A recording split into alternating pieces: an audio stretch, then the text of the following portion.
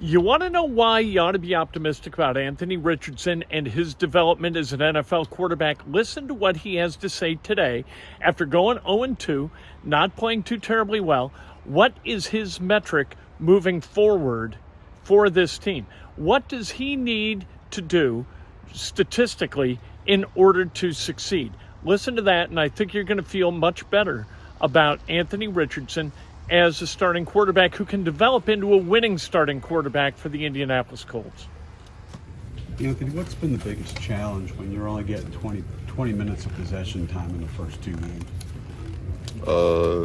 Obviously just being on the field for one, giving our defense time to rest. That's what we talked about last time in the media. We still just trying to find out, ways to help ourselves, and help the defense just being on the field longer. Anthony, I know it's early in the week, but coming off of last week in Green Bay, what's the sense of urgency, just the eagerness to have another opportunity to put something different on tape? Every week you're eager, you're ready to play, you're ready to ball out, ready to do whatever, whatever it takes to win.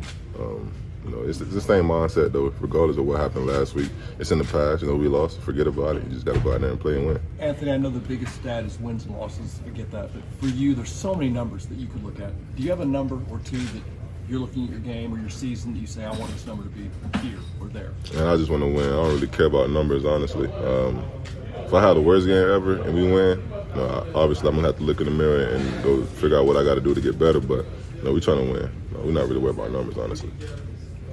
Anthony, if Josh is able to come back this week, what does he bring to this offense? I mean, obviously, you guys know he's a great piece to our offense, a great weapon to have. Just having him back, that'll be great for us. Just get more guys involved.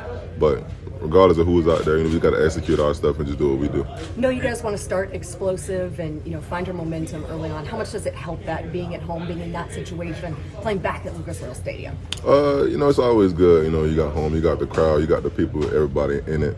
I guess the guys are a lot more excited, to be here and just feel more comfortable instead of being on the road and having to deal with other things like, crowd noise and stuff like that. So it does feel a little good, help us out, let us calm down a little bit. Anthony, we're very familiar with the Bears coach, Matt Eberflus here. He built that defense really to prevent big plays, which is something you guys have thrived at. Will it kind of test your patience? Will you have to approach it a little differently because of the way they play? I don't know what you've seen on the tape. I think every week it's like that. We seen it last week. We knew obviously they weren't going to give us any big plays and any big shots. So we just got to find a way to make it work in our game and just do our offense and just play. You think teams react to the potential you guys have there? You think yeah, for sure. In the NFL, you got to react, about stuff like that anyway. If we're playing a great defense and they bring a lot of pressure, we got to get prepared for it. So I feel like defenses already know we have the explosive ability. We just got to just work. Hey, are you guys so close to winning the first two games? What do you take away from those two games as far as offensively as you get ready for the Bears this weekend?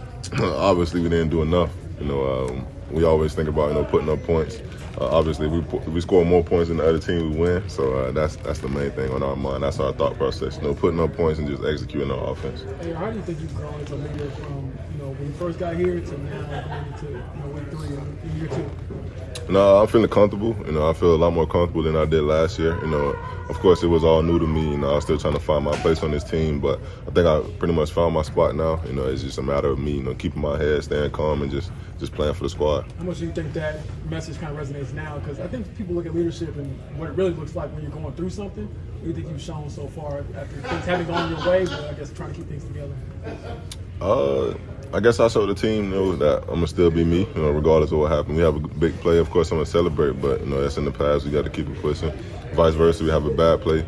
I'm going to have to think about it and recover, but it's still in the past. You just got to make it work and just go out there and ball out regardless of what happens. So I think I showed that to the squad, and I feel like everybody rallying behind me.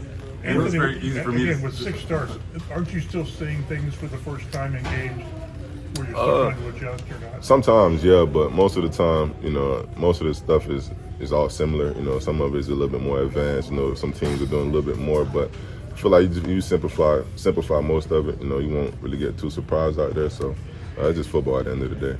6 games into your career, what do you think you've mastered so far, and what do you think is still the biggest challenge that you deal with on a weekly basis? I don't think I mastered anything yet. I'm fresh into my second year. I didn't get to play my first year.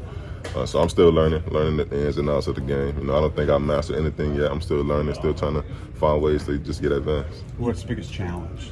What's the hardest part of this deal? I mean, it's all hard. You know, it's football, it's NFL. You got great teams to play against. You got great guys to go against. So I guess, you know, maybe just, you know, staying in it. You know, whenever things aren't going your way, you're not getting too flustered and just standing in it and just trusting it.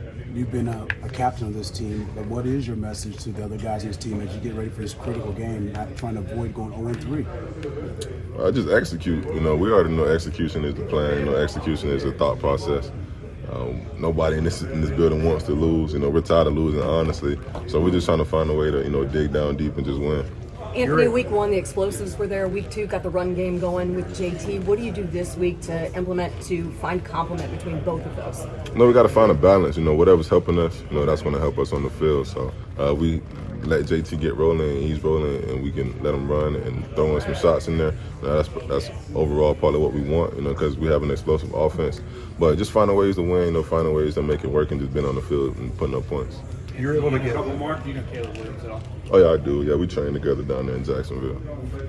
Yeah. You're able to get the tight ends a little bit more involved last week. How critical are they to establishing a rhythm in the passing game? Everybody's, you know, important, you know, establishing, you know, some rhythm.